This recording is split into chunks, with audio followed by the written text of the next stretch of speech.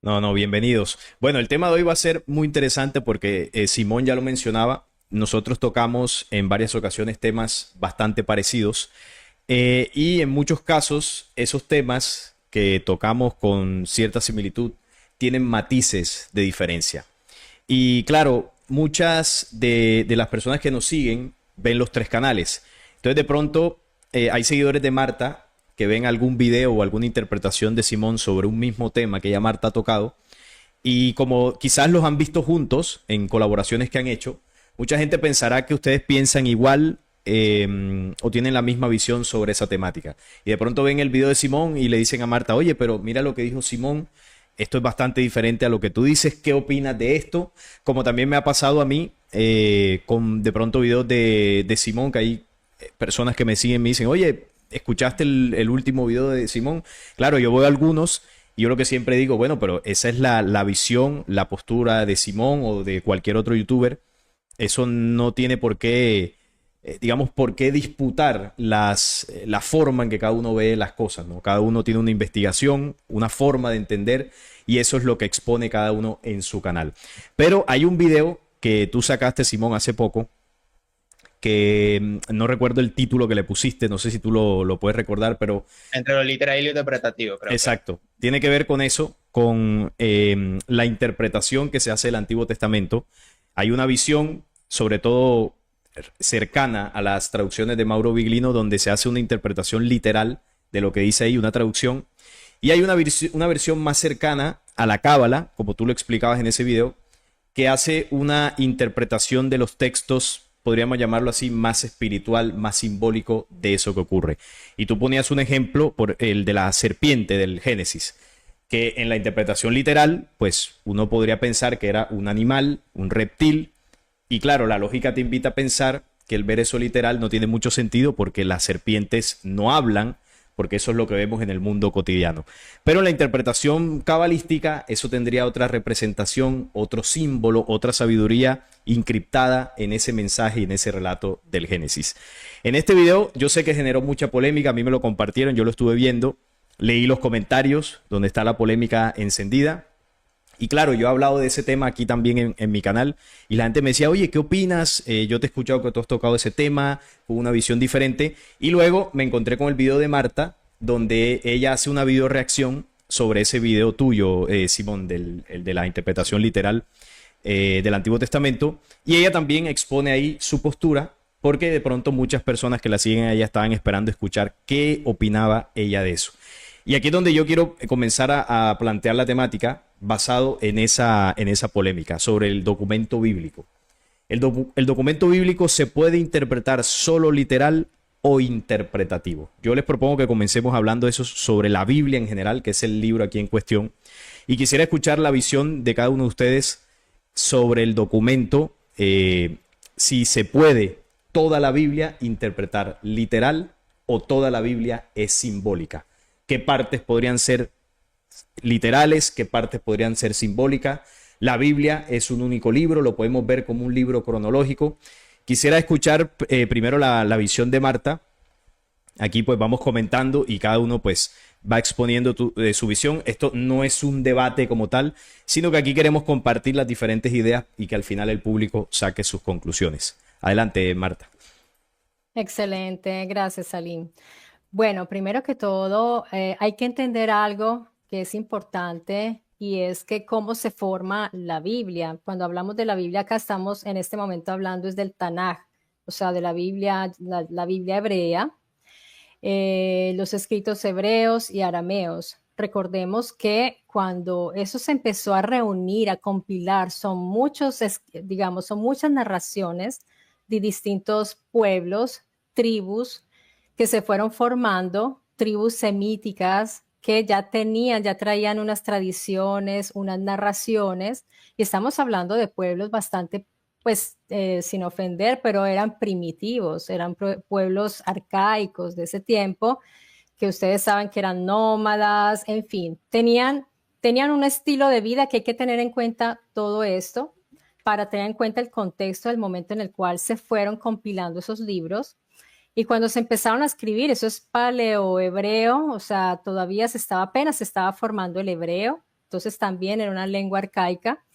Y estamos hablando de unos escritos que son más bien tribales, que son más bien también guerreros, porque en ese tiempo se veían las batallas que había entre ellos. Son textos muy concretos de un pueblo con un pensamiento muy concreto en ese momento.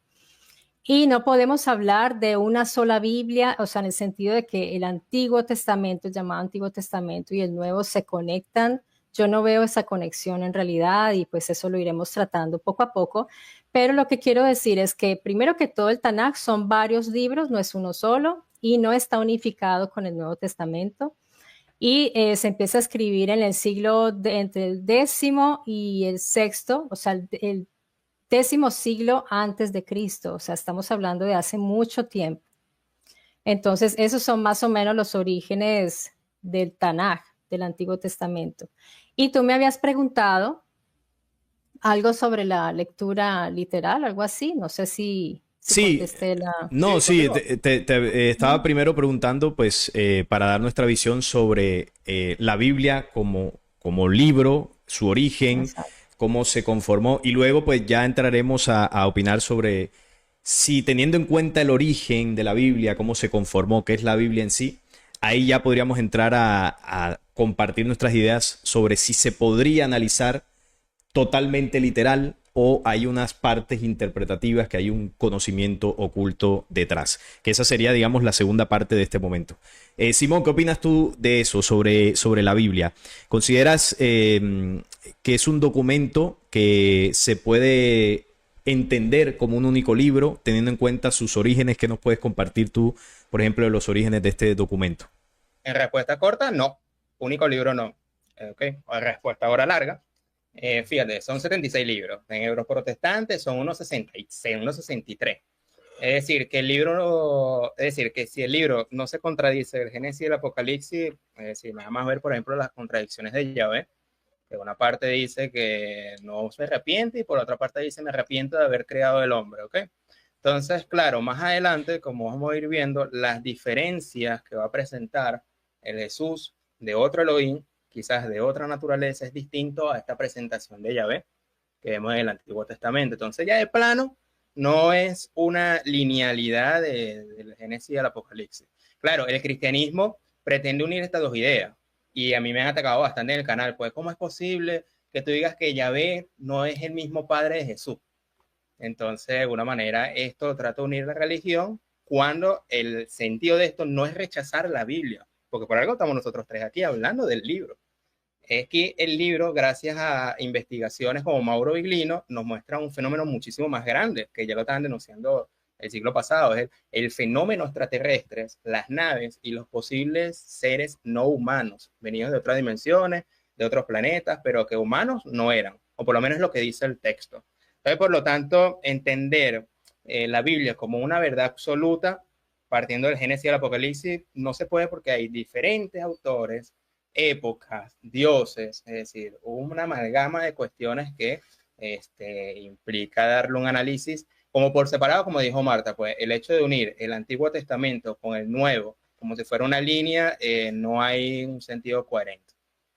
Así es. Bueno, y yo para aportar también dentro de eso que están comentando, recogiendo lo que Marta decía, es cierto, ¿no? Que el Tanakh o Antiguo Testamento, ¿no? Para decirlo en general, es mucho más longevo, tiene miles de años, sus idiomas originales, hebreo, arameo, y como también Marta comentaba, fue escrito por distintas personas en distintas épocas y en diferentes contextos.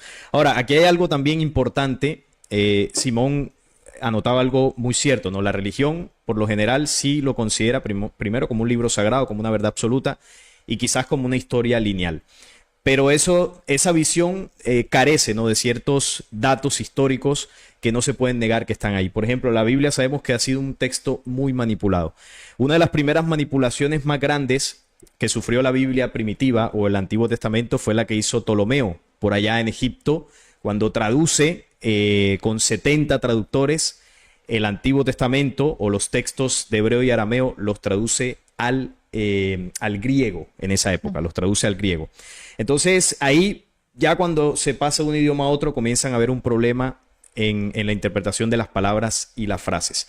Pero ¿qué pasa? Que después de esto, la Biblia siguió sufriendo cortes y manipulaciones. Otra de las más grandes que sufrió fue cuando se traduce específicamente al latín, que esto evidentemente fue dentro de los primeros siglos, ya estaba dentro de esto el Nuevo Testamento, y esto fue precisamente más o menos contemporáneo al Gran Concilio de Nicea. Recordemos que cuando nace la Iglesia Católica, el idioma que utilizaban era el latín para dar las misas y todo esto, por lo tanto su texto sagrado tenía que estar en latín. Y ahí es donde se traduce a este idioma, y esto principalmente lo hizo Alfonso el Sabio. Todos líderes políticos, religiosos de distintas épocas que tenían el poder para tocar un libro supuestamente sagrado. Y la última gran manipulación, porque él no la traduce, sino que le hace más cortes y manipulaciones, fue Jerónimo, que fue un papa que le hizo más manipulaciones a esto, siglo IV, siglo V más o menos.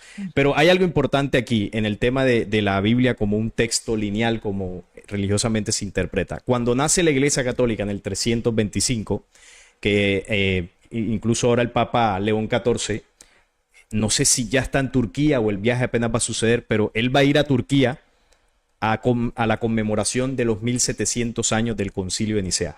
El Concilio de Nicea fue el origen de la Iglesia Católica, no con Jesús y Pedro, como lo dicen ellos. Por algo el Papa va hasta allá a conmemorar. Entonces, el Concilio de Nicea generó un documento, que es el que hoy en día conocemos como la Biblia, porque ahí se une el Tanakh con el mensaje de Jesús. Se une la cultura hebrea, la tradición hebrea, las leyes de Yahvé y todo esto con el mensaje de Jesús que poseían los cristianos. Constantino hizo una jugada muy estratégica al sobornar a los obispos que en ese momento dirigían el cristianismo y juntarlo con religiones paganas y la tradición hebrea. Ahí se creó la religión judeo-cristiana.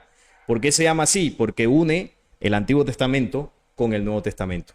Por lo tanto, en ese sentido, el Nuevo Testamento y el Antiguo son completamente diferentes, aunque se esté hablando de una espiritualidad, entre comillas, aunque se esté hablando de Dios, aunque se estén hablando supuestamente de cosas religiosas, no son contenidos de ninguna manera compatibles. Y la compatibilidad, casi no me sale el término, que podrían aparentar tener, porque hay citas donde Jesús menciona el Antiguo Testamento, hay cosas del Antiguo Testamento que supuestamente se refieren a Jesús. Ese tipo de conexiones, o la gran mayoría de ellas, se hicieron en distintos concilios y sínodos posteriores, donde se fue ajustando fino para cada vez más enlazar una historia con otra. Hay un concilio, no, ese no fue un concilio, un sínodo que, bueno, ahora en tiempos modernos es más famoso, pero durante muchos siglos pasó desapercibido, que fue el sínodo de Yamnia, donde los mismos judíos tomaron los textos hebreos y cortaron cualquier tipo de relación que ellos sospechaban que podría tener con Jesús.